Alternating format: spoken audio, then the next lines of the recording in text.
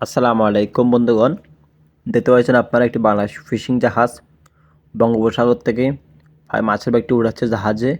তারা 3 থেকে 4 ঘন্টা বঙ্গোপসাগরে ফিশিং করেছিল। ফিশিং করার পরে তারা এখন এক ব্যাগ তারা মাছ উঠাচ্ছে জাহাজে। প্রায় এখানে হচ্ছে 3000 কেজি থেকে 4000 কেজির মতন মাছ, প্রায় 3 টন থেকে 4 টন মতো মাছ তারা পেয়েছে। তো তারা মাছটিকে জাহাজে উঠেছে ধীরে ধীরে হাফিজ দিয়ে। দুটি ডাবল হুক লাগিয়েছে, যেটাকে ডাবল হুক ডাবল বলক বলা হয়। তো ডাবল হুক দুটো লাগিয়ে মাছের ব্যাগটিকে তারা জাহাজে ওঠানোর চেষ্টা করতেছে খুবই ধীরে ধীরে, কারণ এখানে তাড়াহুড়া করলে যে কোনো মতো কোনো অ্যাক্সিডেন্ট ঘটে যেতে পারে, অথবা ওয়াই ছিঁড়ে যেতে পারে, অথবা রুটি ছিঁড়ে যেতে পারে, অথবা ব্লক ভেঙে যেতে পারে।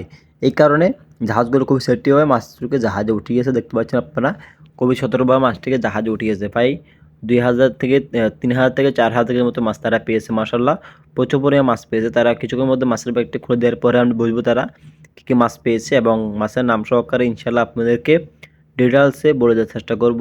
দেখতে পাচ্ছেন বন্ধুগণ, তারা মাছের ব্যাগটি খোলার জন্য মাছ জালের ব্যাগের আপনি একটি রশি থাকে, রশিটির নিচে একটা হলকা রশি থাকে, এটি খুলে দিলে মাছের ব্যাগটি খোলা হয়ে যাবে। সম্পূর্ণ মাছগুলো জাহাজের ড্যাগে এবং পাতা তলেই পড়ে যাবে। দেখতে পাচ্ছেন বন্ধুগণ, তারা চেষ্টা করতেছে মাছের ব্যাগটি খোলার জন্য। তো দেখতে পাচ্ছেন বন্ধুগণ, তারা মাছের ব্যাগটি খুলে দিয়েছে, ধীরে ধীরে হাঁপিয়ে দিয়েছে উপরের দিকে।